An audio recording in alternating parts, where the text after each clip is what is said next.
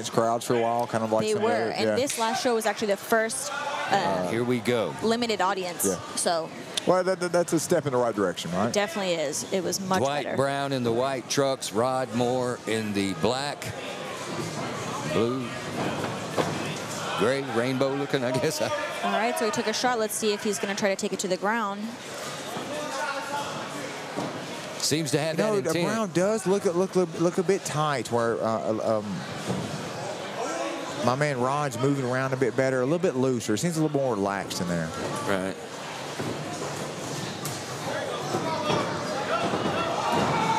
I think he's trying to clinch up. I think Dwight's trying to take it down.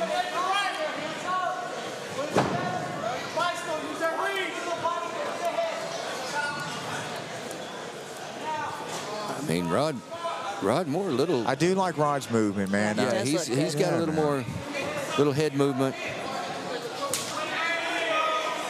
He's flowing really well. Movement, combos, avoiding the takedown,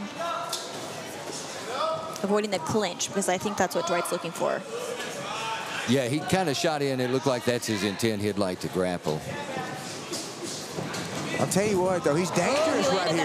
Yep. That's what I was just going to say. It's dangerous. The first minute, 2 minutes, it's dangerous, man. This is almost better for him here. Half guard's not a bad position. Yeah, you can look to get up here or look to clinch here, but man, this is a good position for. Now Rod needs to log half, kind of work for the underhook, get on the side. He's flat on his back. He's going to have a difficult time getting up. Yeah, he's going to have to. You know, one thing I've noticed is I feel like that should be every MMA fighter should know how to get the underhook and come up on that single leg. I mean, I feel like it's mandatory. And I've watched several times guys right here being flat on their back. Yes, flat on the back. But look, he's fighting for it now. So, you know, he's got that it looks knee like he's got it right hip. now. But let him pass. All right, he's inside control now. This is that Casey Katami position. Is that what they call it? I believe this is a choke wrist right here.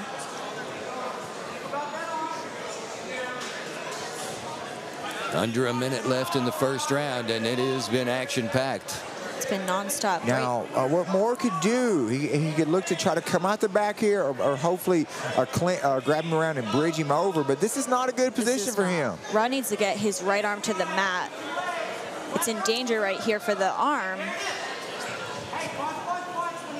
There was actually a girl in the UFC that was trapping that arm that he has there under the leg as a submission. Yes. It's almost like he can lock up that arm bar. He's not going. Doesn't look like Dwight's going for it right now. He's looking for the choke or the ground and pound. But if he wanted it, I bet he could. Yeah. But there is an available submission there with that arm. Definitely. Yeah, look, he's Dwight needs to get his elbow down to the mat. Because if he starts to get hit, there's the arm. Now the arm is stuck. Oh, good thing he ran out of time. I definitely give that round to Brown, you know, with the takedown and the top position, letting the ground and pound. I'm definitely giving that round to Brown. Yeah, I agree. He knew what he was doing. You know, he got it down quick, and on the ground he was transitioning very well. I'm excited to see this next round. You know, I feel like Brown burned a lot there, man. Right. So we'll see what kind of shape he's in as we go into this next round. Let's see if Rod, you know, kind of figures out he's going to go for the shot. PF16, thank you for joining us on our pay-per-view program. We want to thank our sponsors that make PF16 possible. The Hideout, brand new venue. The Wright family has been supporters of Peak Fighting since the beginning. They've opened this venue, and this is a very special event for us to be here for them. Thanks to our sponsors, Or Hyundai, Rogers Equipment and Construction, Chubby Cheeks and El Frio Express, the Sportsplex and Healthcare Express, Smartphone EMT. Oh, dude. And Brown is hopping around. He looks like he's ready to go, man. He does. He looks focused. Right on. Ready for the second round to start. You know, you were just speaking about the Hideout, Jeff. This is such a cool venue, man. This is a really cool little spot. It is, right?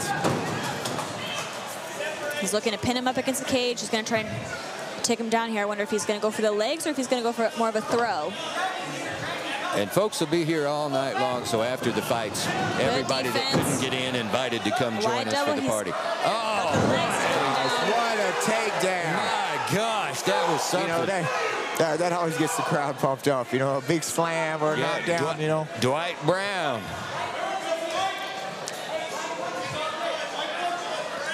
Rod did really good. He defended the first takedown on the cage and then just kind of stood right in front of him for that double. But as you know, Emily, it's that second and third attempt that gets him a lot of times. It is. You know, That's exactly right.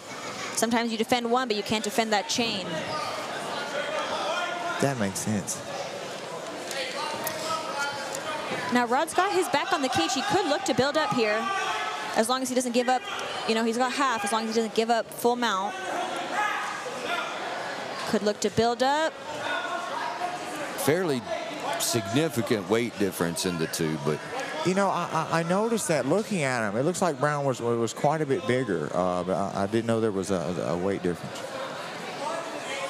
So that led a little bit to that, I think, to getting the height on that takedown anyway, but still a beautiful, I mean, it's textbook. He's controlling really well here, too. Yeah, he is. He's got great. You know, you asked me, half guard is the best ground and pound position. I mean, you don't have the threats of as many submissions. Yes. I mean, it's the best ground and pound position for me. Definitely the best ground and pound, you know, because they're not going to roll. You can't roll from there. You know, if you're in side control, mount on the back, people are rolling. That's right. And now here you have him against the cage, too. This is a great position for Brown to really land some good ground and pound. But here we go. He's looking to build up.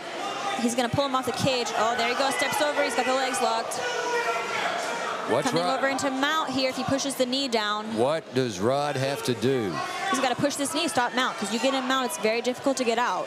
All right. Try to be a little preventative. Push the knee, push the knee.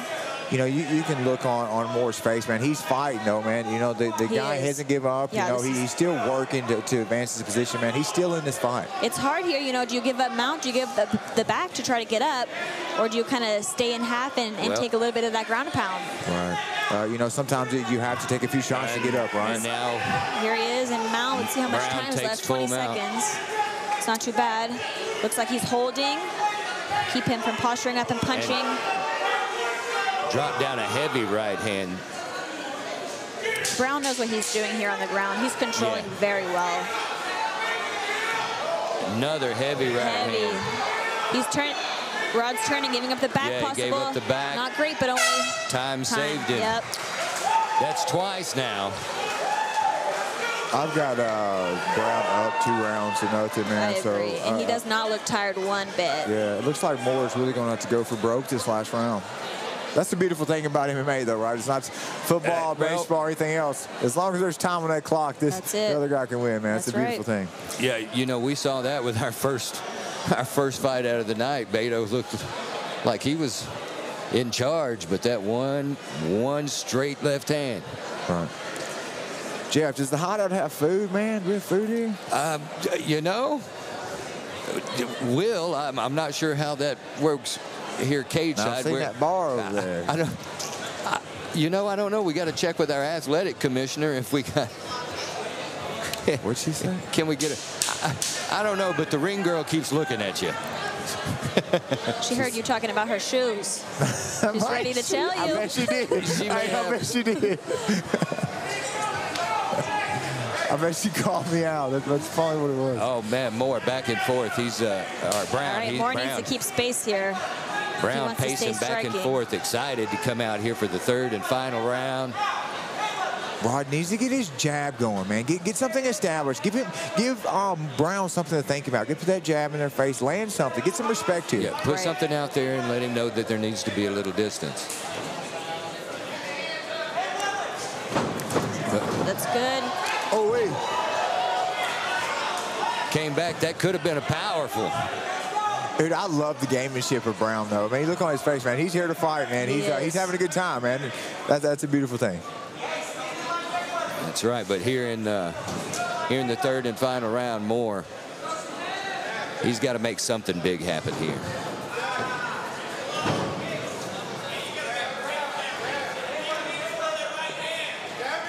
It's like Brown's kind of waiting for him to come in so he can drop and shoot. Yeah, you know. I hate to say it, but in the back of the head, you know he knows he's up 2 rounds. Right. So, you know, he's going to be a little more patient fight. Yeah, but, man, I'm going to tell you, through my experience, that is no mindset to have. You know, you still have to be pushing the pace in this third round, man. I know it sounds crazy, but you never know what the judges are thinking and the safe callers. And, man, go out here and hammer down this last third round. You can't give up any round. There's no time to give up. You know, that's the good thing when you're fighting MMA at the peak fighting level. Ooh, that. our amateurs. Ooh, that looked like it rocked him to me. That trip there. Yeah. He's got the legs locked already. He's about to step into mount. With a minute and a half left, man, he's in a bad position, man. We might see a finish here. Well, he's definitely, if he gets into the mount position, he was definitely dropping heavy hands. You could feel him, couldn't you, Miss Simile Dakota? It was heavy. Am I pronouncing that correctly? Dakota, yeah. Pretty close. Just Dakota? Yep. You know, they sat down with me and they said, you need to say Dakota. Okay. And I was like, okay. I'll take it. You could put an accent on there. Oh, no, I'm going to take your word for it. I mean, I think you know better than anybody. Rod did good. And defending the mount. He did good job. You know, He's still in half. Oh, he stepped right over into mount. You're right. He was making progress. Having the back on the fence, he was one step further to, one step closer to getting up, you know, but here we are. He's Brown's jogging back down. Now. Back in full mount. And he's fixing to drop 30 seconds left. He's about to give up the back here. I'm here to tell you, Brown's throwing heat here, y'all. Heat. He is. Those are heavy hands. Yeah. You know, Rod had to give up the back for that. You know, you don't want to take those punches. You got to turn. Give up the back, risk the submission, but flattened him out. This is a horrible position. Oh, man, he was. Let's go. Oh, yeah. Those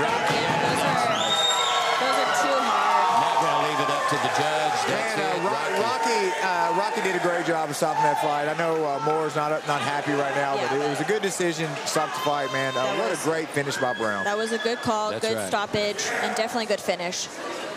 There was no defending those shots that were coming down. Yeah, now, I mean, we do want to make, because you notice here. Oh, so there was a weight miss on this fight. Yeah, it was. Okay. But it was, and so he had a little bit of advantage on size, but, you know,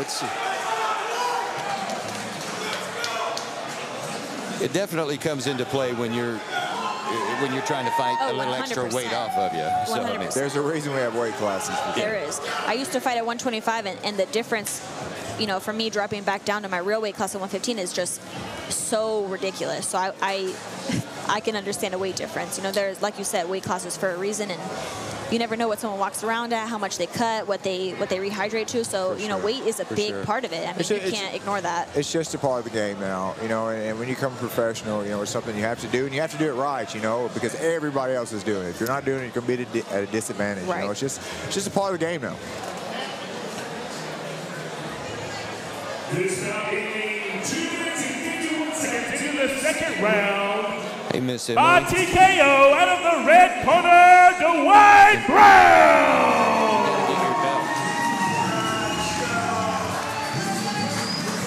Hey.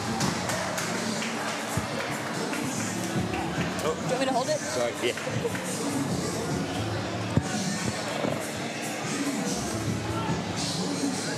Hey, TJ.